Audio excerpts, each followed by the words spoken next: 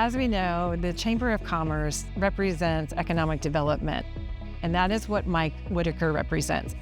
He is the broker and developer of Eagle Realty, but he's also somebody that I look up to as a community leader.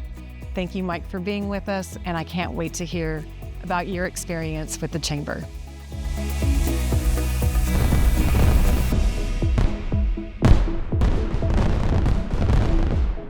I grew up in the trucking business, but have kind of evolved into more restaurants and real estate. I have a lot of different business interests, but that's where I spend most of my time these days. So how would you say the Chamber has impacted your business success in Somerset, Kentucky? Well, I think the Chamber, especially under Bobby Clue's reign, has been very instrumental in keeping Somerset fueled and going and growing. And it's just, I think it's just the nucleus of business in the community. So we are coming up on the 100th year anniversary of our local chamber, and your family has been in business equally as long. Talk about the parallel and what does 100 years mean to you from a business standpoint, family, and a chamber standpoint? Well, my grandfather, Charlie B. Hogg, H-O-G-G, he moved to this area in the mid 1920s, about 100 years ago. He worked in the mines in Lynch, Kentucky, and moved to Somerset and was involved in the startup of Somerset Machine Shop, which is no longer around. Is kind of at the corner of,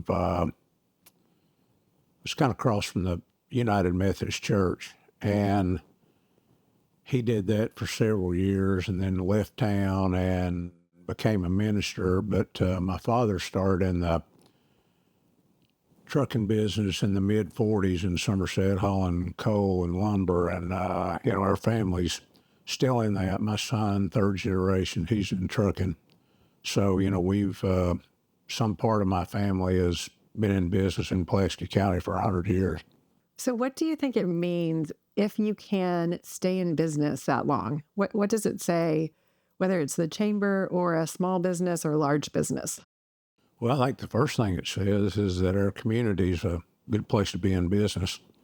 And again, that's, I think if it wasn't for the chamber, the business community couldn't be and wouldn't be what it is. But, I've been up and down in business. But, all in all, Somerset's been very good to me, and the community has been very good to me. The people in the community have been very good to me and very supportive. So a new person moving to Somerset, a new maybe small business starting here, why would you tell them to join the chamber? Well, the first thing is, and I tell, we have a lot of rental property and we lease to a lot of small businesses. And, I tell everybody that they need to join the chamber, if nothing else, for the ribbon cutting that the chamber does.